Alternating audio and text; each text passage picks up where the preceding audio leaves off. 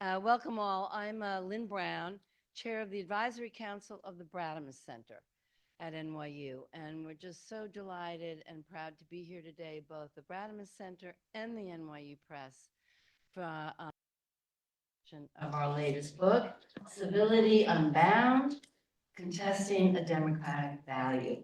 That's quite a mouthful, and that's just the title. Wait till you get into the book.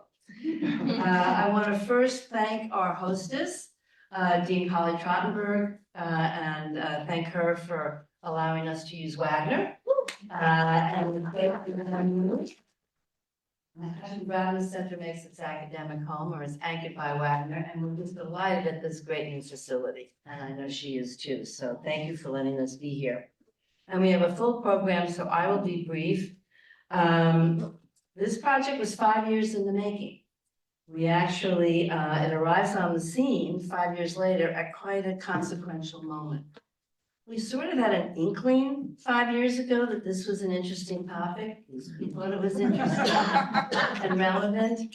And I don't think we quite knew how relevant and important it would be. So sometimes it's the luck of timing, and we feel grateful for that. A project like this only brings together many actors and takes many actors. And I want to just go through a few of them because their work in this has been beyond devotion. So the two editors, Michael Denisia and Ellen Toscano, they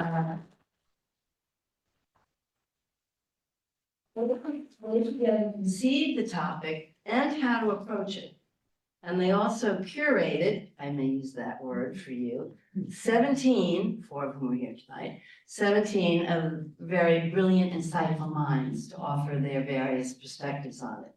And there certainly were various perspectives in the book. I didn't see Nessa Rappaport, but I want to do a shout out for her, editor extraordinaire. And as all good editors do, they have to combine very rigorous standards with patience and fortitude. She's a literary lioness in her own right. Tom McIntyre, who helped set all of this in motion with the original conversations, producing and recording them, and also Tom organizes everything, including this evening. So thank you to Tom. Our colleagues at the NYU Press, starting with Ellen Chodish, the former director of the NYU Press, our godmother, who has supported the Brademas Center in all of its projects and literary endeavors. So thank you, Ellen. And we want to thank her successor, Eric Zinner, who took over the reins and helped shepherd this to completion. And our contributors to the book, who lent their time originally to be in these conversations and appear, and then, no rest for the weary, we asked them to refine and shape their talks into polished essays. I don't know if we told them that at the beginning, but somewhere along the line. So obviously several of them are here today. Anthony Appiah, Lynn Itagaki, Karen Jackson Weaver, and Charlton McIlwain, who will act as moderator tonight. And we also please, I think 2 other essayists are here, Hossein Rashid and Imran Ahmed, but they were going to try to join us tonight, but we hope so. They were supposed to be on Morning Joe this morning to talk about the book, but unfortunately, unfortunately for many reasons, Jesse Jackson passed away, and that sort of scrambled the schedule. But they're on Morning Joe's schedule, and we'll let you know and send you notices when they're rescheduled. We're also joined by 2 of the Brademas Center's members of the Advisory Council, political science professor, NYU's own Pat Egan, and, Jacqueline Davis, former executive director of the New York Public Library of the Performing Arts, and a longtime leader in the arts. So we're delighted they can be here. Our advisory council is highly supportive of us and keeps us on track at the Brademas Center. So thank you for being here today. The value of this volume, to our mind, is this approach. It interrogates civility rather than just accepting it at face value. And I think you see that as a common theme through many of the essays. In fact, there was a recent, may I say, very positive review of the book in Forbes, and the author went right to it and got it. Quote, I quote her, "This collection makes the bold move of not assuming that civility is a moral good. Instead, it asks," she goes on to say, "who defines civility? Who enforces it? And to whose benefit? This book takes seriously the idea that civility is always shaped by power, and yet it resists despair that civility is also always needed." So, and then a final word about the Bradman Center, and I'll get off the stage, such as it is. It is celebrating our 20th anniversary, the Bradman Center, and we've always had as our mantra following and trying to deepen the understanding of the interests of its founder, former member of Congress and former president of NYU, John Bradman. I'd like to think he'd be very proud of this effort, panelists. Even if he wouldn't mind at all, if some of the ideas and prescriptions pick up the traces just a bit, and got people to think and rethink. Most of all, he always enjoyed a rousing and informed argument over important ideas. So with that, I'll turn it over to our moderator and go to it with your rousing and important ideas.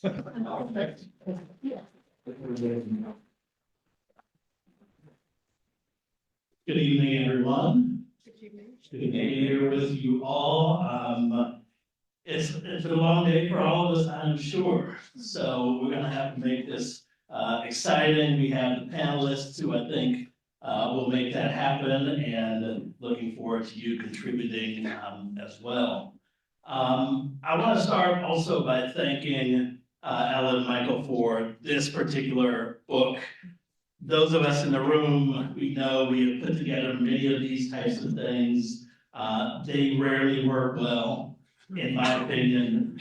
But I had a great moment in getting the book in the mail, opening it up, and for the first time really seeing who else contributed to this conversation, and then getting embroiled in the work that was there and being really excited and surprised by what I was reading. And so to have a book that really looks like a conversation and engages like a conversation, I think takes a lot of magic. So congrats, and thank you for allowing me to contribute.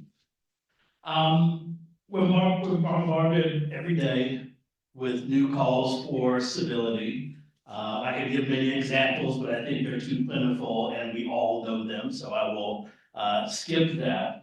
But I think the real contribution, as Lynn mentioned, of this particular book and its contributors is really to say this concept of civility is complex, it is contested, it brings with it a long history that gives us reason to interrogate and not take it at face value or take it for granted. So there's a lot for us to talk about, and I think ultimately, when we land on the edict of civility and calls for civility being the thing that we must put forward and come next, probably what is deeper is thinking really about our common humanity and how we summon that in ways that help us all think about our contribution to how we govern ourselves. So we're going to get right to it. I've got about 3 questions for our panelists.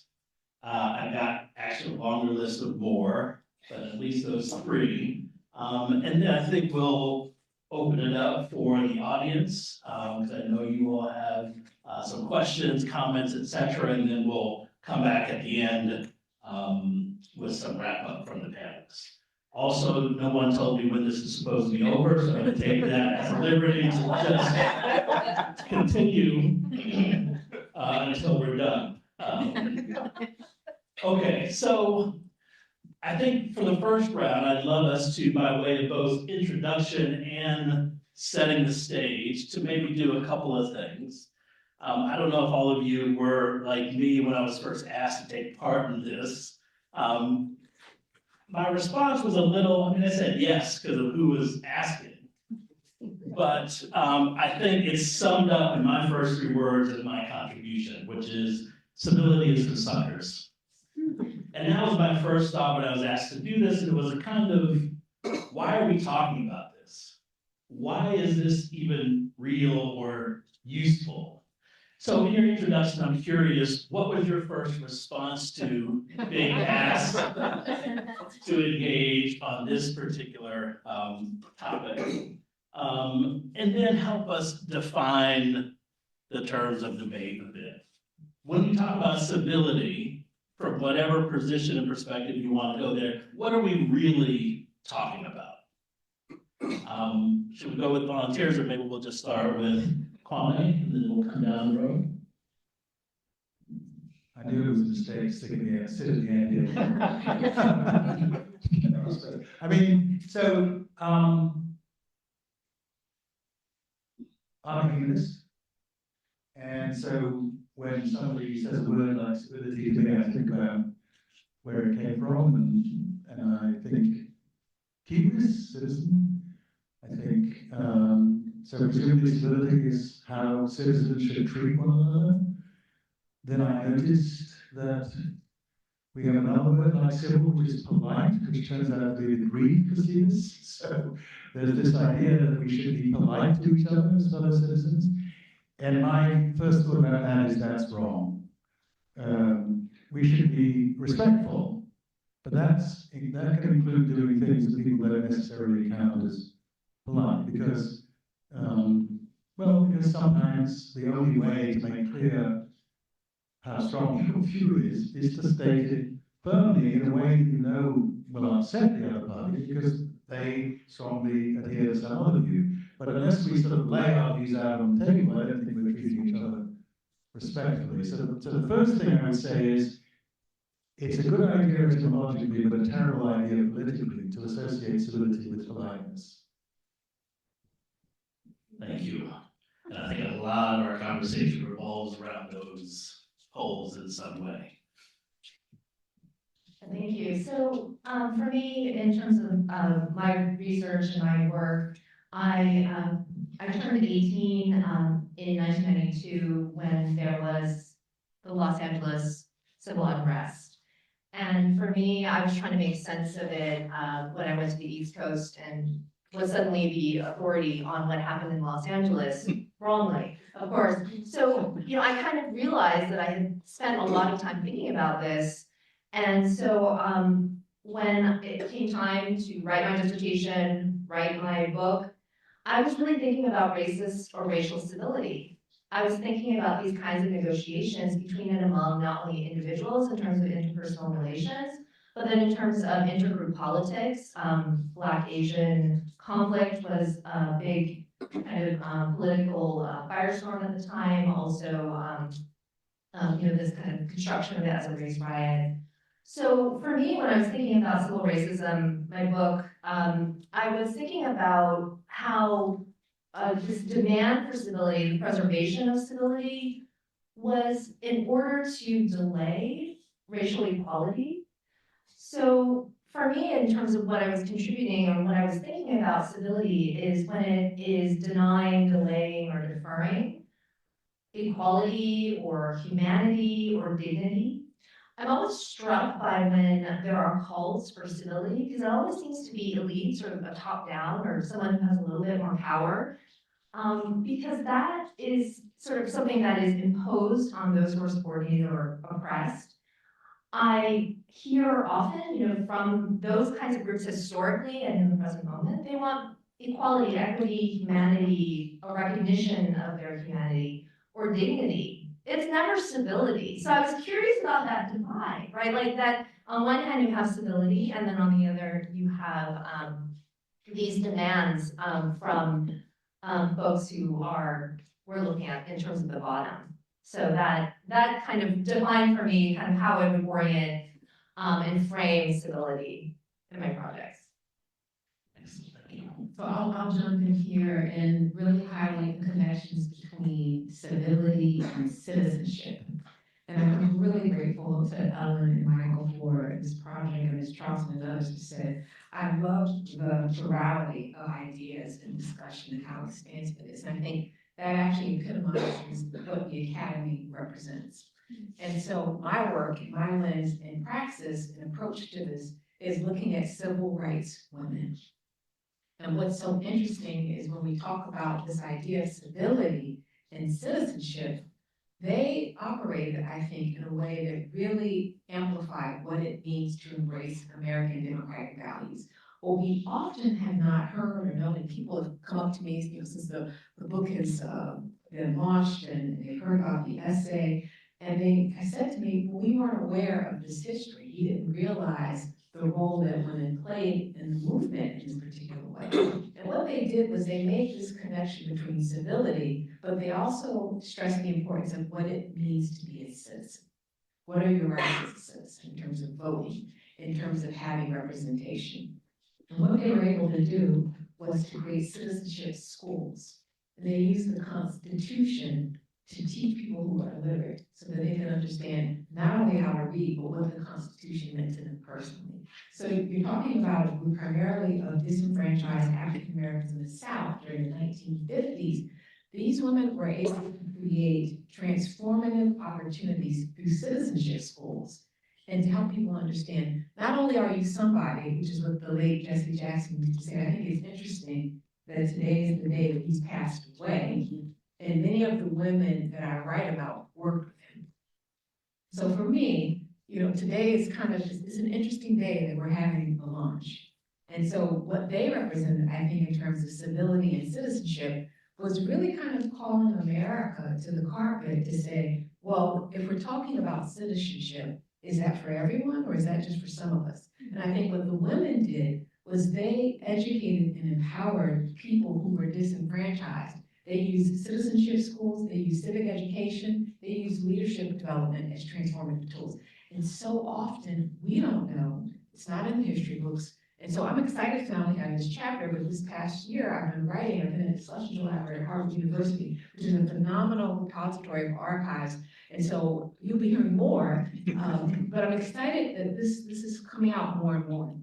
So we can really appreciate what it means to really take apart and to dissect civility, but also to understand the critical connections that these women were able to make as it related to citizenship education and civic education.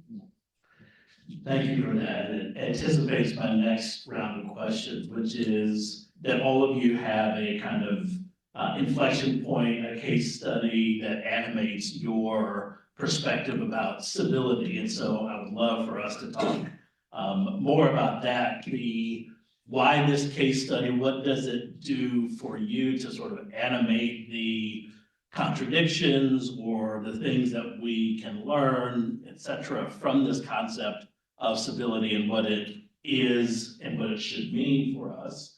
And why was this your sort of way into this topic?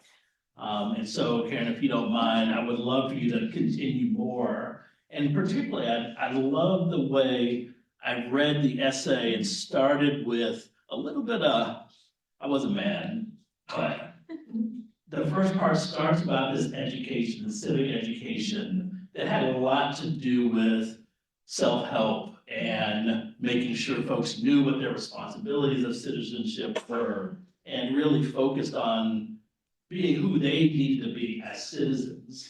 And then it was not until a page or two you get into, I think, a beautiful scenario where they turn this on a dime to show, all right, now here is incivility because of laying that same groundwork. So I'd love to hear you talk more about this. Yeah, thank you for that question, Charlton. And I think you kind of hit the nail on the head. You can't talk about civility without talking about incivility. And I think in many ways, these women understood the importance of having those conversations and being very honest about not just the incivility, but the dehumanization, the brutalization, the violence that many of the students that they worked with were experiencing.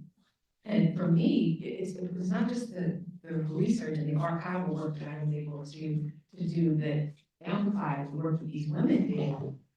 And so when we talk about civility and incivility, they were trying to figure out how do we create opportunities for literacy and voter empowerment when we have people who are paying poll taxes, who are having to endure literacy tests. All of these things are unconstitutional. What you may not know, and this is not in the book, part of this also comes from my own lived experience. My mother went to a segregated school. She graduated from a segregated school in Virginia. The next county over from Prince Edward County, Virginia, where the schools were closed for 5 years because they didn't want to integrate. And so these were lived experiences in terms of not just having the right to vote. My mother paid a poll tax.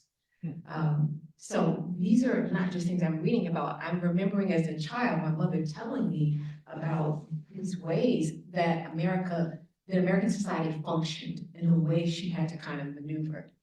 And so what I thought was so interesting is that she said, well, I'm going to pay the poll tax because I'm going to vote, you know, and no others don't have to do it, but I'm going to vote and I'm going to do it. And I think the more and more as I look at social movements, because I'm looking at these women, but I've also been a part of other efforts in terms of like the Freedom Schools movement with the Children's Defense Fund and Marian Wright Element and others who've used education and literacy. And you see this opportunity for education and empowerment. So I think oftentimes civility has this very kind of white glove, pristine type of way of being presented. But I think in many ways, you know, civility is also civil disobedience. It's saying, well, we're going to protest things that are wrong, and there are ways that we're going to do it. So there are going to be sit-ins, there are going to be boycotts. And I think these citizenship schools really were a catalyst. When you think about the civil rights movement and the way that they were able to organize, it was transformative not only in terms of voter empowerment and representation, but it created an opportunity to create a framework to understand, well,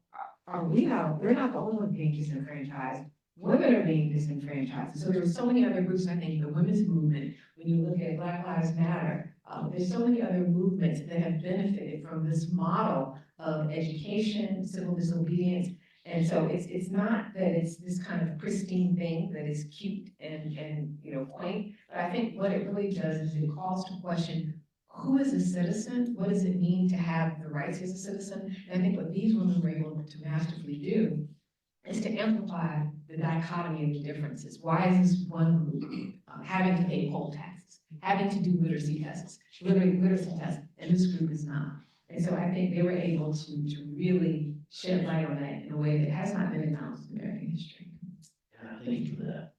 Olivia, how about you? And particularly, I hope you will get there, but foreshadowing the example of the battle of the APA and so forth, why that particular example as a showcase of the instability of civility, as you put it. Yeah, well, the first thing I want to just respond to Karen is what I really appreciate about your piece was that civility requires an infrastructure that is usually on a volunteer basis of people doing second, third shifts. And in order to establish, and so I was really struck by that and the labor and the honoring of all that work. Because I know, you know, at the end of the day, I am tired and I don't want to be teaching or learning, you know, at the end of the day. But yeah, I mean, the infrastructure, right, that civility often, as you mentioned before, politeness and civility, that's possibly an interpersonal situation, but civility is so often in regard to, it requires organization, it requires an infrastructure, it's a systemic situation that shapes intergroup relations. And so to kind of get to my American Psychological Association case study, I was really struck by a report that came out that said, make APA civil again. And what does that mean exactly? That the APA was civil once and that it will be civil again. But the whole reason why this report and the civility study was implemented was kind of unresolved frustration and anger over the use of some psychologists participating in the war on terror and interrogation techniques. And then you also had this kind of frustration with the APA somewhat acknowledging their role in institutionalizing pseudoscience in the 1850s And that was so much a part of the originary moment of psychology as an institutional science, that the different groups that had felt excluded over time, so African American, Afro diaspora, Middle Eastern, North African, Asian American, Pacific Islander, psychologist groups had not been consulted in the study. And so I was really interested in that title because for these groups that wrote letters about the kind of partial apology that didn't include all of their concerns and even address the reason why they had to exist in the first place to represent their constituents, their psychologists of color and practitioners and clinicians, that that this notion of being able to be civil again. And it wasn't to single out the APA, because I think that a lot of civility conversations or debates that we have about civility are about some kind of return to a past in which we were somehow more civil. But then if we analyze it, when were we more civil? If you like drill down and ask people when that was, right? Who's being excluded at that time so that we can have this notion of a status quo that's somehow peaceful? So there's a kind of inner violence that is not acknowledged as we wipe away this or we sanitize this kind of history. So, whether it's, make our group civil again, I'm always really interested in that kind of urge and then, or that desire. But then always to ask that question, it's a historiographic one, as well as, just in terms of identity formation, who's being excluded at that time? Who is not part of that conversation? Thank you. Kwame, your example really comes from reflecting on your father, this fight for Indian independence. So we'd love to hear a little bit about why that was your way into this conversation. Well, my way into thinking about most things is to think out about my father and my mother. So you'll have to figure that out with my analyst. I mean, I guess, so I'd like to take a slightly different angle on it, which is that I think, so I grew up in a place which was structured by social relations that were very unequal, even though we were now an independent country and everybody was officially equal citizens under this constitution of ours, which lasted for a little bit. And I realized looking back that despite that, I sort of lived in a world, because I came from the elites, my father's college and so on, where there was all this deference going on between citizens, that the people who had every right to speak up were being what in our language we would call polite, but that meant they were silencing themselves and not speaking up as equal citizens. And so learning to be uppity is, I think, an important part of coming into full citizenship if you come from one of the many groups in the world that's been deprived of that kind of dignity. And so again, it is striking how often demands for civility come from elite people telling lesser people to shut up. And part of it is because what counts as polite is itself a very class-structured thing. And there's absolutely no reason why, in the public sphere, the notions of one class should count as the correct notions, or one religious group or one ethnic group. I mean, everybody should be able to come to the public sphere fully invested in whoever they are, and that means that the genuinely civil thing to do is to be aware of the fact that people come with different notions of what it is to relate to one another politely, And also there's this background in which, if I shout at the senator, it's rude. But if the senator denies me my rights, he's just doing his job. But against that sort of background, we should be very alert to who is asking whom to be civil. And as citizens ourselves, I think we should be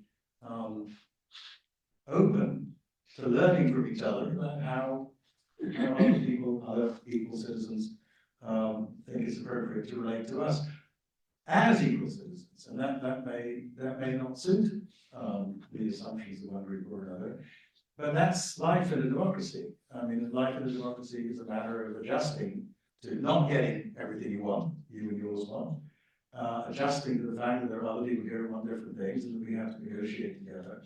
And I think that, so one part, I think, of genuine civility, treating each other as we should as citizens, is an avoidance of exactly the kind of winner-take-all mentality that now dominates a lot of our official politics. The job of the citizen, say as a voter, is to pick the person who you think will be best, not for you, not for yours, but for the country, or for the district, or whatever, depends on what you're, it's the mayor, best for the city. And that's not, I mean, of course, I'm a citizen too, and so it matters whether the city works for me, but it doesn't just matter whether the city works for me. And so that genuine sort of openness to the fact that we're living in a world of people who have different notions of how to behave, different notions, and that therefore what may strike me as uncivil, or at least impolite, is just somebody expressing himself in a way that they think is appropriate in context. And I go back, having said all that, to the first point, which is that, as I say, we shouldn't equate civility with not being allowed to blow your top when you're entitled to be indignant or angry. I mean, sometimes the morally fitting response to bad treatment is to complain, and to complain loudly, and to use loud language, words that we don't normally use to one another, and so on. Indeed, indeed. I have an affinity for some of those. So I will wrap up my questions with this one. And Lynn, you started with this, and then it connects to some of the things we've talked about. Civility has been framed in our current sort of moment in conversation for some about precisely this inability, right? I see that you have a different position, that you come to that position with passion, language that might be upsetting to some, to others it presents as anger or an affront. And we have, or some say we have lost the ability to talk through that.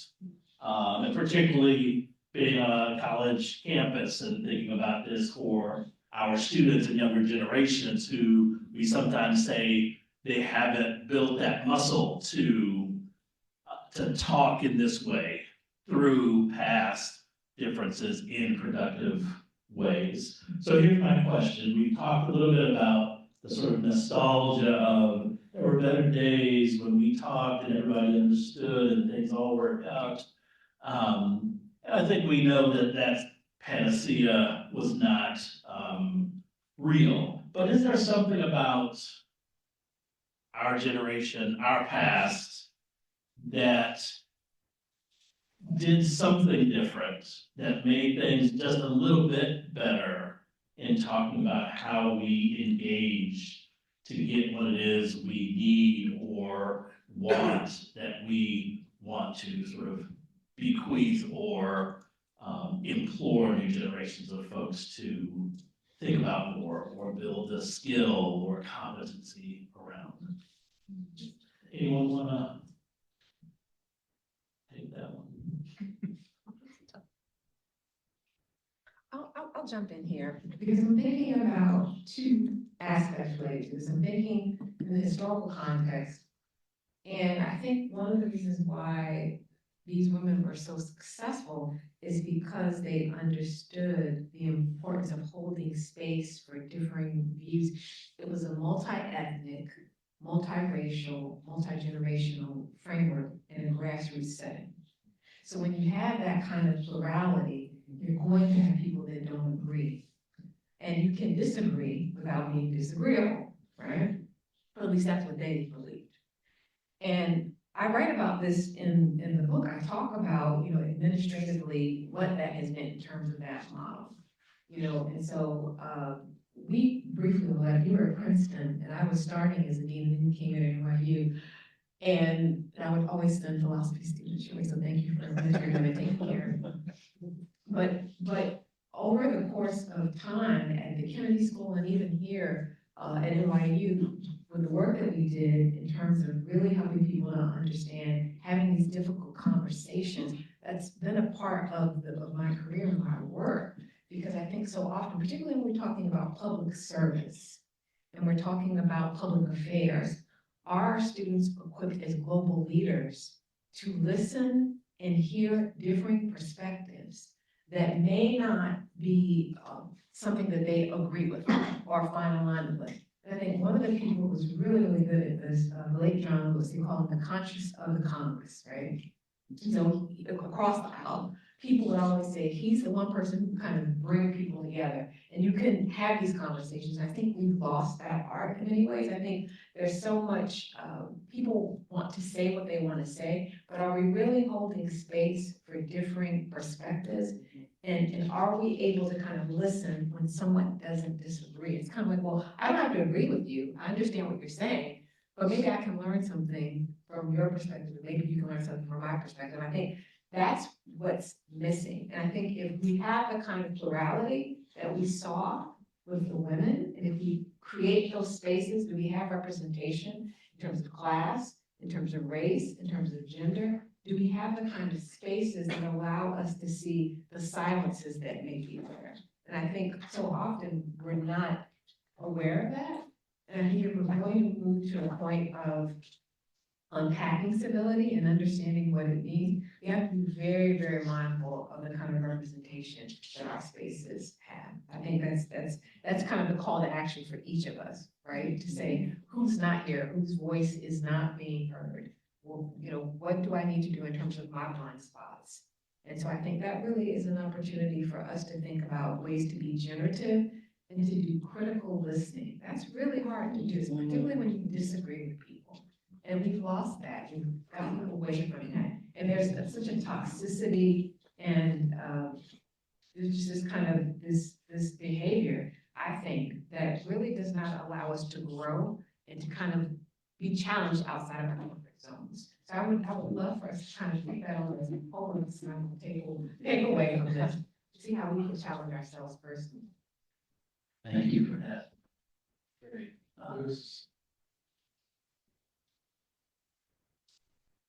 Hard to follow that very well. This kind of mic drop open.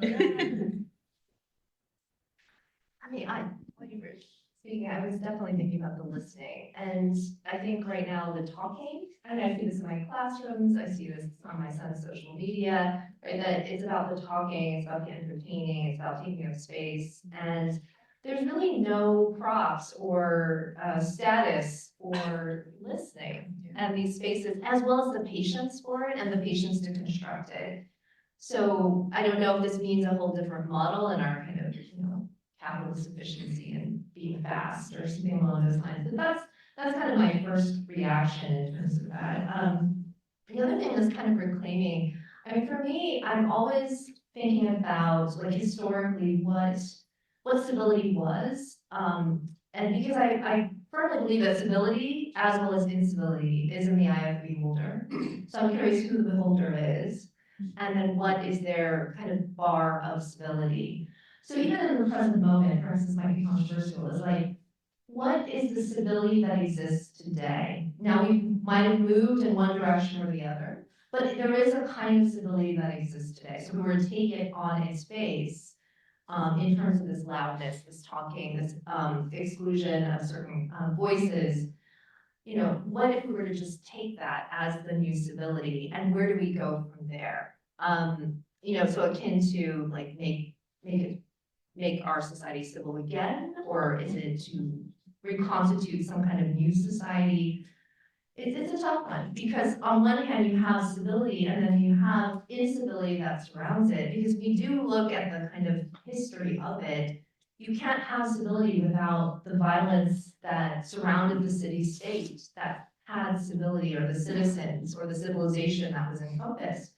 So in thinking about who's not at the table, it's like the people on the borders, the violence of the borders in terms of who is excluded from that space of stability.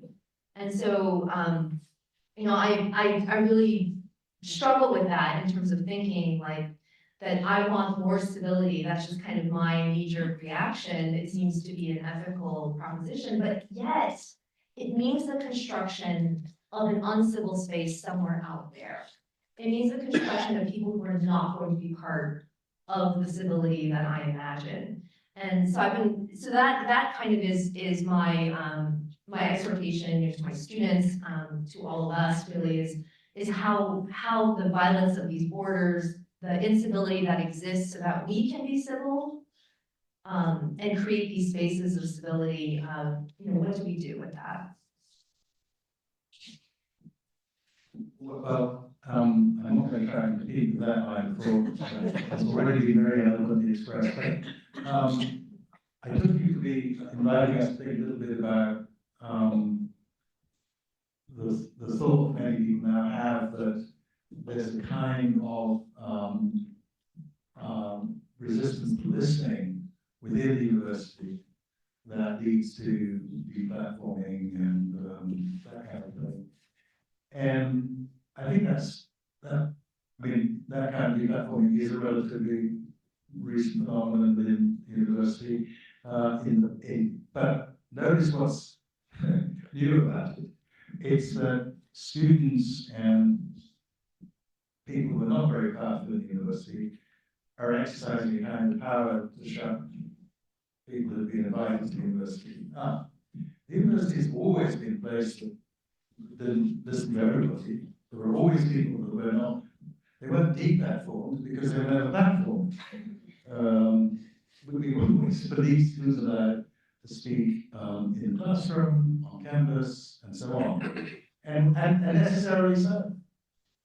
I don't want physics department to have flat earthers teaching earth science.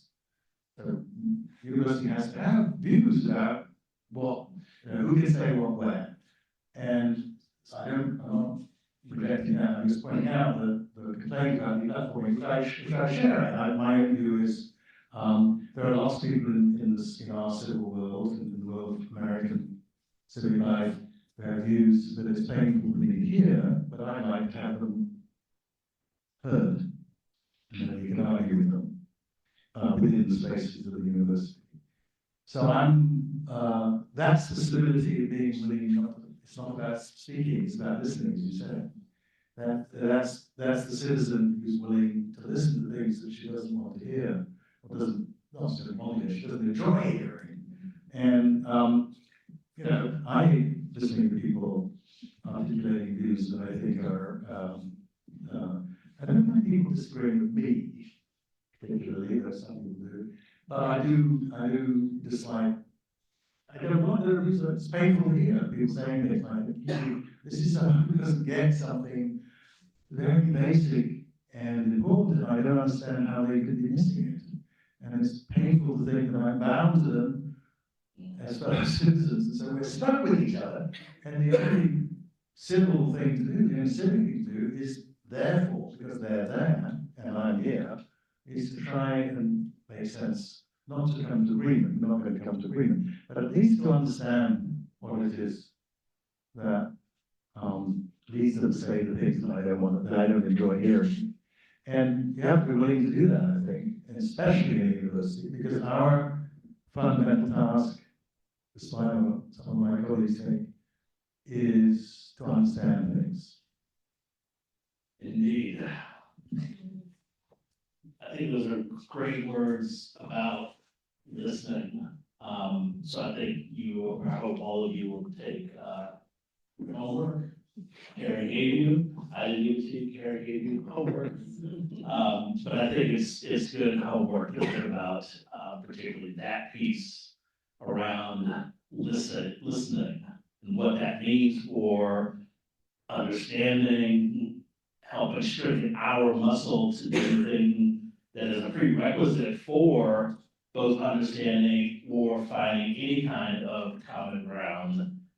That listening has to be a first step. All right, it's your turn. Sure, We got Tom has the microphones mic. up there. I will just, as we open up, just for you, maybe keep your questions short or your comments if you have them short, and try to get through as many people as we can. And if someone out there will let me know when it's around time to wrap up, I'll start. Great. Yes, sir. The question was asked, when were we more civil? We haven't mentioned the elephant in our room, the orange man. His arrival on the scene ended civility. He was the most uncivil human, and he projects that as a value as a leader of our nation. And you should hate your enemies and tell them you hate them. This whole groups of people, garbage people, etc. I can't list the list. So possibly, if he ever goes away, the racists will creep back under the rocks where they were until recently, and we will have more civility than we have now. Thank you. Thank you. Who? I'll let whoever has a microphone do the moderating out there. Okay, I guess it's pointing to me. The overall drift of the panel has been to modify the traditional idea of civility towards something that allows greater, let's call it complaint, where people feel they have to speak what they feel, and that we need to include as part of civility. I think that's the message that I'm hearing. Okay, I think that might be true for all, and there are a lot of people who gain from that, and I recognize that. But as someone who is, I've spent my entire life really on the receiving end, the people who are liberating themselves. As a white man, I don't do that. In fact, I strongly resist doing that. I think my life is dominated by obligations, not by rights and claims. Other people have rights and claims. And I'm not contesting that. But I would point out that there is, I won't call it a cost, but you are in fact confining the traditional elite group, which is the WASPs, in my case, the Puritans, people who are extremely self-controlled. They become the residual group against whom all claims are made. And I'm not sure I see a way to avoid that. I've just written my memoirs, and that's the theme. How do I avoid obligation? I don't see any way to do it, but I would like you to address that. It isn't just that civility must be modified to allow greater self-expression, but there will be a group in the background against whom all claims are made. Thank you for that question. You want to? Well, I think, I don't think I agree that there's a group against whom all the claims are made, and that group is defined by kind of race, religion, and gender, so like male Protestant, because in the end, under our system, in our democracy, in the end, we have to make claims all the time against all of us, against each other. And I think Mr. Pretty was he not a white male person? Yeah. And I want to make claims in his name against our Constitution, against the state, against Orange man. I grew up in a world in which orange man was was a Protestant pastor, so. So I kind of like Protestant. But, so, I mean, I'm sad for you feel like that, because I think you have claims to make on the state too. You and I are older people, so we have claims to make in the name of Social Security, and I think all of us have obligations and should have the same. I don't want people to get rid of the sense of obligation. I want people to think of citizenship as relatively demanding on everybody, even on the worst off. People have obligations because they're, even if they're not doing well, they still have obligations as citizens. We have obligations as citizens to one another. And it's really important, I think, not to think of these changes, which we're in favor of, as being directed against anybody. They're about taking away from people something they shouldn't have had. So when, and I like a thought which I think I associate with Ronnie Gorky, who used to teach in our law school, which is that even those who are most empowered in an unjust society, their lives are made worse by the injustice in society. Their lives would be better if they lived in a juster society, and even if they were paying more taxes and being materially less well off, there would be an important sense in which living in a just society is good for everybody in the society, even the people who would have been better off if it had been less just, in some material sense. So I urge you not to think of yourself as, I urge you not to think about people as being entitled to make demands on you beyond the reasonable demands they make of you to be a responsible fellow citizen, and therefore to be against privileges that you're not entitled to, but not feel guilty about them. You didn't claim them. The system produced all that, and the only responsibility you have is to work with all of us to get rid of the unearned privilege and to make us all. This is fantastic hope, but it is the dream, right? That we make a society in which we're all living justly with one another. Is he a student, Tom?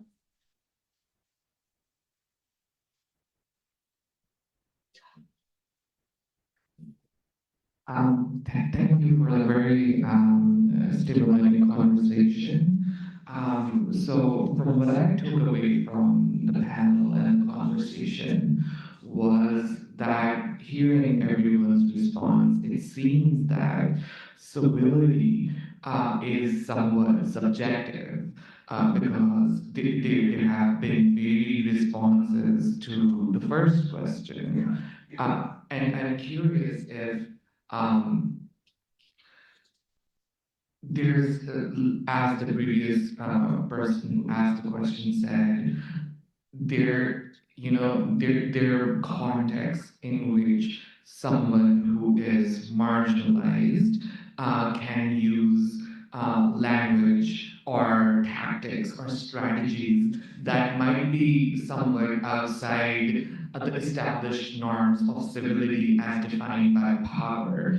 And so in that context, I'm curious if we are to think of when would those strategies or those tactics bleed into a kind of uncivility. So I'm just like trying to sort of broaden my own imagination here and trying to think about when is civility ultimately useful and when is by pushing for social change or whether it is within the context of governance or like social movements from outside, what is that we need to be cautious about? so that what we are trying to create, and it doesn't sort of ascribe to conventional notions of civility. Do we need to define uncivility as something to be cautious about? As I mean, I'm an alumni of this school, so like as someone who works in public service. Thank you. Yes, please. Thank you so much for that, because that was so comprehensive. So I don't know if my answer will be fully comprehensive, but that's exactly right, right? Part of the power of civility and why it has such sway is, first off, are we talking about it as citizenship and citizenry? Are we talking about it as politeness? Are we talking about it in its archaic form of civilization, right? To be civil means that you're civilized. So because we have all of those in play, it means that what some people consider to be synonyms of civility or concepts that are similar, mutual respect, mutuality, cooperation, these kinds of things, they don't have the same power and force as civility, right? We still use civility, we still talk about civil behaviors. So for me, in terms of analyzing the situation, is civility the outcome? Is it the strategy? Is it the tactic? Is it the framework? Is it or is it the end goal? So civility in terms of delay, deny, and defer, civility is the end goal. We're going to focus so much on civility, we're not going to address the material inequities, right? And so that's kind of my exhortation, in thinking about civility is like, to what purpose? To what end? Will it result in a better framework for equality, dignity, or humanity? Most times, no. It's the end results. And so that, for me, is how I kind of think about that framing, and I use it as an analytic for thinking about civility, as well as incivility, too, right? What is the larger goal for incivility? Is it chaos, or is it equality, dignity, and humanity?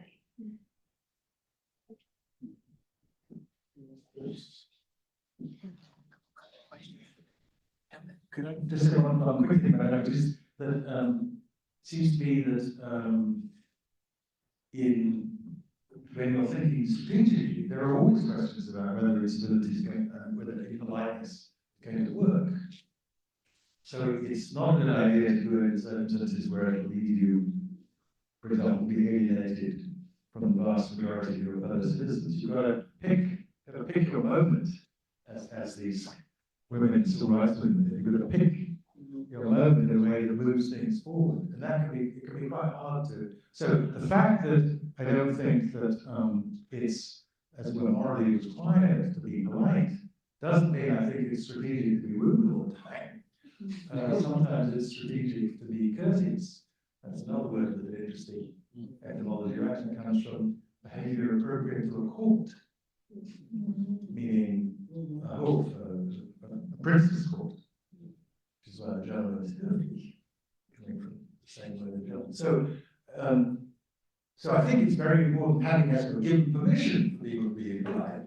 It's also important for them to think strategically about which moments, when is it strategic to slap your file down on the table and leave the room. That isn't always the best way to win the argument. Other questions? Yeah, thanks very much for this. I was glad to hear the connection made between civility and civilization, and maybe I want to give some more props to the kids who we discussed.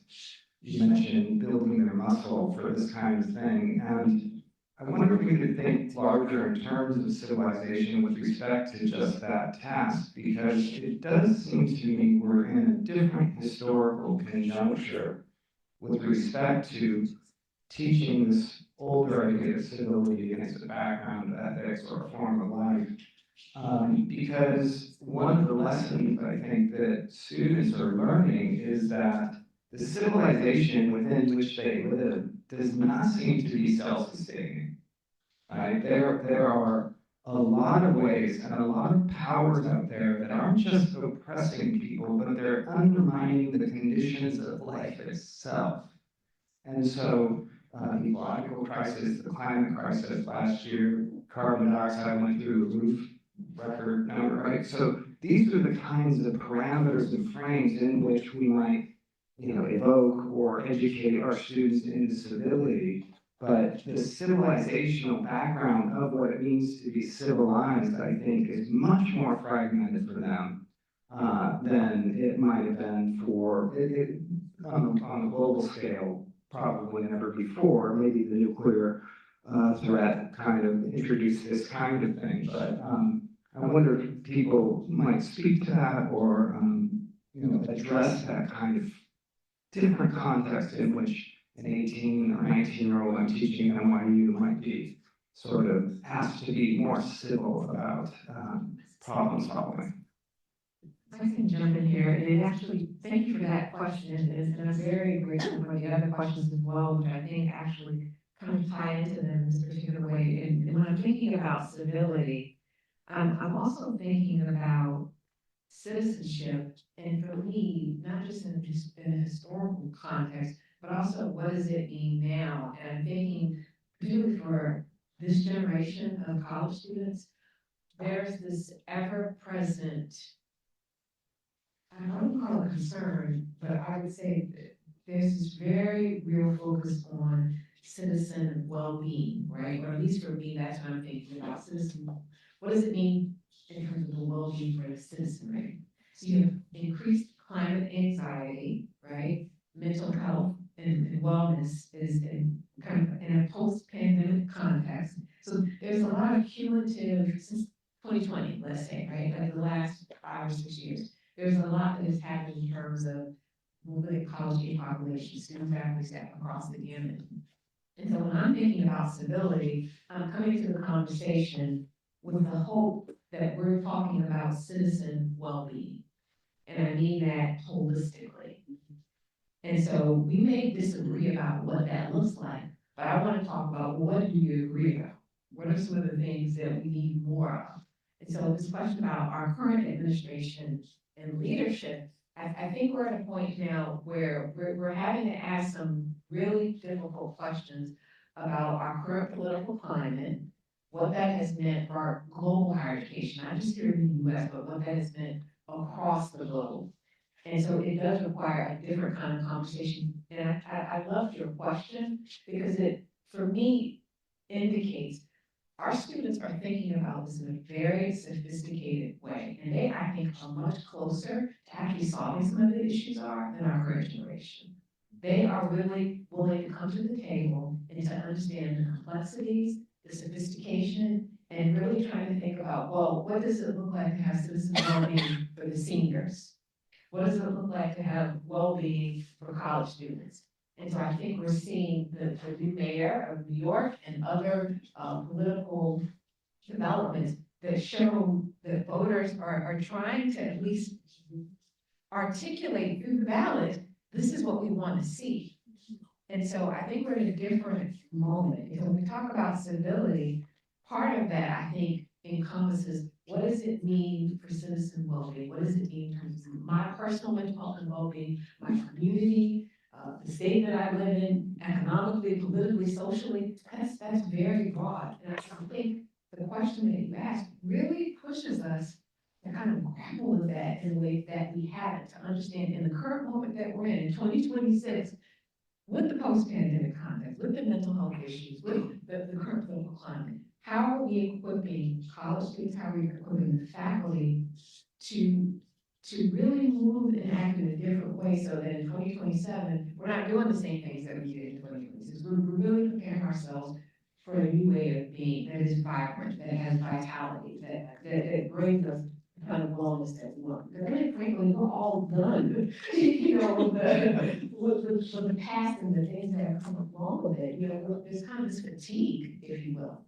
And so I think that so when we talk about civility, it's for me also very representative of what it means to have citizen well-being. And I mean that in the most holistic way. And I think that has to be, I think your question and some of the other questions tonight, to me at least, get to that in a very different way. And that doesn't mean we'll agree, but we have to be rigorous and sophisticated in our analysis and our conversation. And we have to elevate it at a higher level. Have a question up front? No, it's recorded. Thank you, all of you. It's been very important in so many ways because it's a discussion I think we're all having in personal circles as well as professional circles. For me, as I listen to all of you, the biggest question that comes up is, where did civility, and I'll take it for behavior for the moment, where does that come from? Is it taught? Is it somehow within you?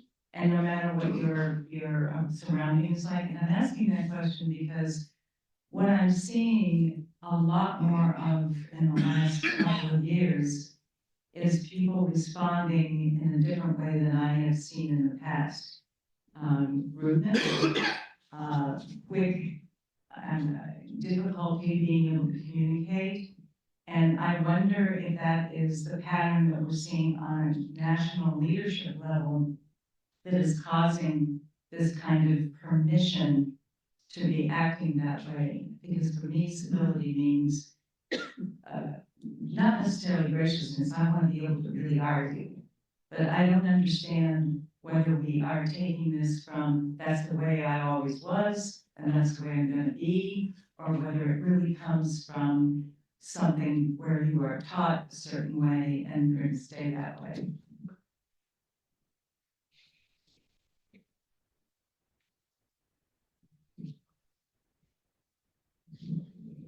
I kind of a brief response to that in the sense that it's a chicken or the egg, right? And what it means is, the rudeness or the incivility in terms of politeness that we experience, whether it's in terms of like the interpersonal, or whether it's in terms of intergroup, in terms of exclusion.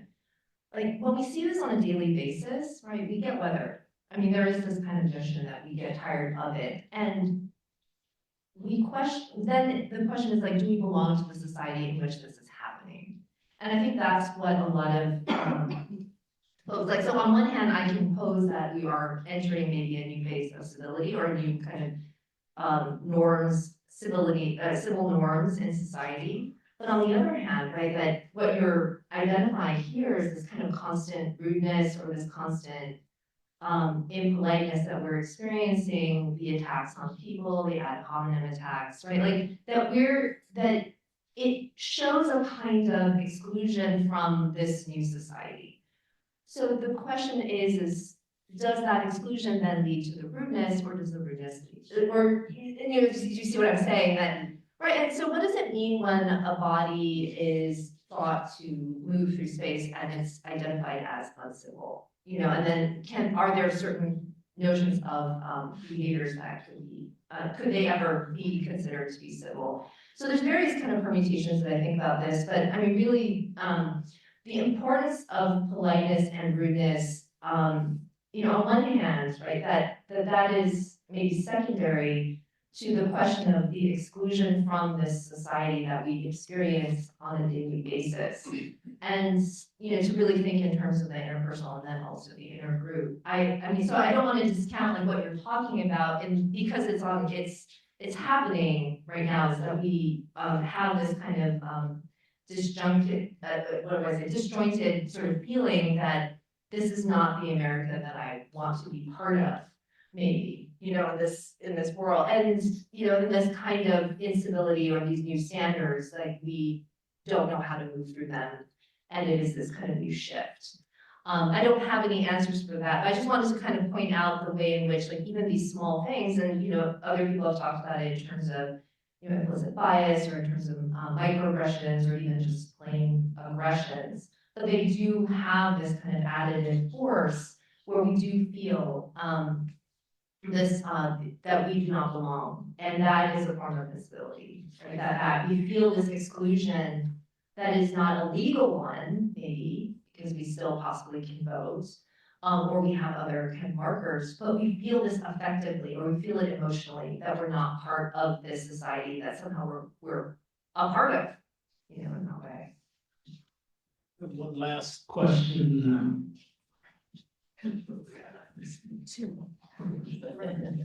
Okay, two. Maybe we'll do both of them, then. Okay, so I'll make this all right quick. But I have really appreciated all of this, so thank you all tonight. But this idea of citizen well-being, I really appreciate that term. And as I've been listening to this, I've just been thinking about how many societies can one person be a citizen of, and where does their individual bandwidth maybe stop or cut off? And for myself, at least, I think about this largely in part just thinking about a couple of years ago at this point, but I'm on our community board out of Brooklyn, and we're C14, it's Flatbush, Maplewood, James Park, Kensington, it's diverse, it's a lot of people. It's a lot of different views all in one room. We get along really well, I'll say, so we listen to each other, it's fantastic. But City of Yes, for those who don't know anything about that, this was when the city was pushing through this huge zoning change plan, and they wanted to hear back from every single community board on every single one of those changes. What our thoughts were, did we approve, did we not, what were we thinking? And so going back to this idea of citizen well-being, and were we thinking about ourselves just as our districts? We're only 59 in New York, or as the entire city of New York. And I'm a believer in a rising tide that lifts all boats. But there were a lot of people who this was not the case for them. And we had a lot of meetings that went way past 9 p.m. because people did not agree on a single thing. And so, yeah, I'm just wondering, I guess, what your thoughts are in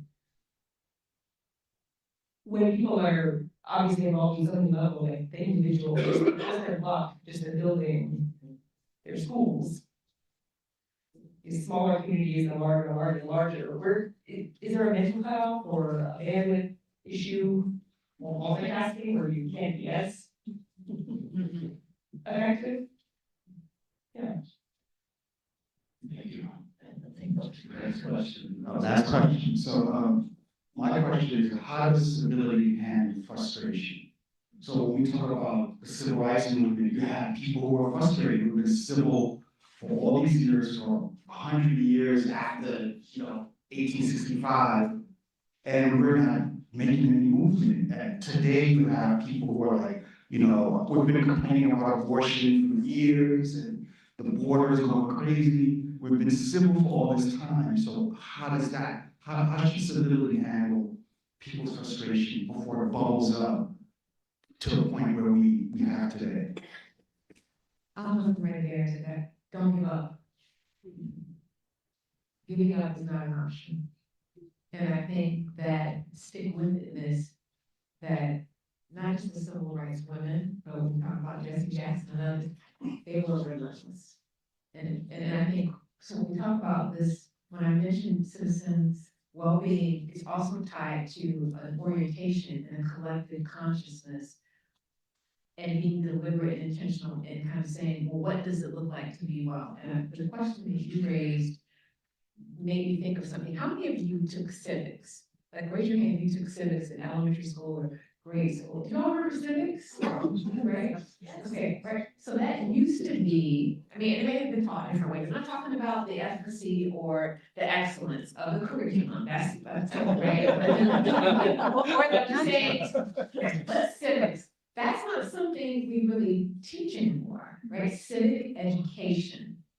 Right, so social studies is one thing, history is one thing, the civic education, like I took civics in grade school. And so I do think in terms of the citizenry, when we talk about citizenship and civic education, there is an orientation, consciousness, and a commitment to the well-being. So when you're talking about the community, and you're talking about, okay, well here, we have to vote, there's a ripple effect, and you're thinking about what happens on my block, what happens in my community, well, how does it impact the city and the resources? I think it makes you ask questions in different ways because you understand governance and structures. I do think you know, your question that you asked helps, I'm hopeful about how to integrate civic education into our curriculum in a new way to ask these tough questions, but I do think that's missing. I do think, and that's part of why I talk about the civil rights women. I think they were not just teaching citizenship schools, it was civic education,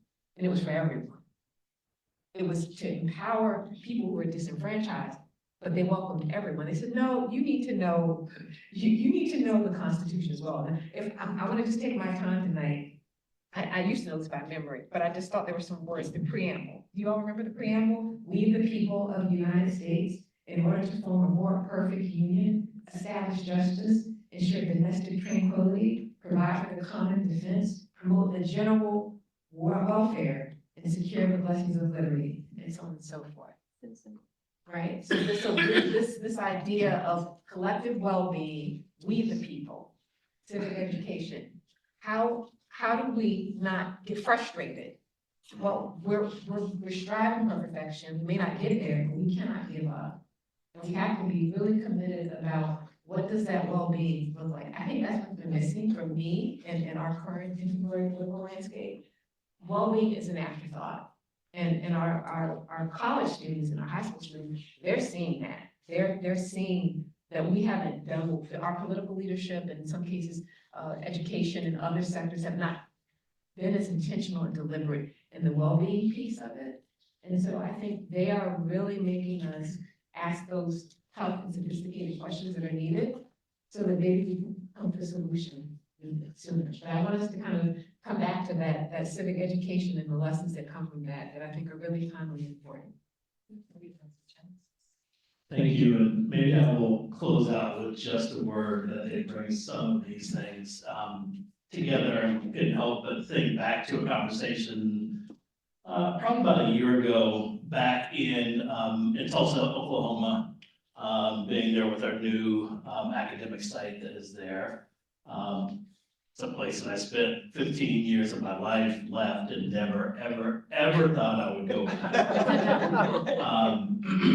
So there's a little irony. But one day I found myself in a conversation with folks who were Tulsa natives, Oklahoma natives, and we got in a discussion about how is it that we, Black folks, Native folks, gay folks, queer folks, trans folks, poor folks, no matter the range, still said, this is a place I love and I want to be, and I can make a life here, given the levels of intense difference and so forth. And I think what we ultimately came around to was this, this sort of concept in political circles that has been around for a bit called linked fate, right? There's a sense in which somehow we had formed relationships that we saw that we as genuinely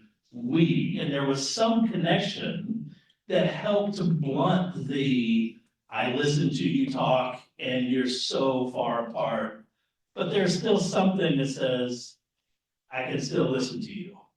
And we're still family or kin or friends or whatever it might be. But the essence was that relationship that helped to buffer and temper. And so if I offer anything tonight about what our way forward might be and thinking about the underlying goals of how we engage as citizens in a democracy, to think about our continuing to build relationships across many different lines and being committed to the kind of listening and so forth that we talked about here tonight. Please join me in thanking our panelists.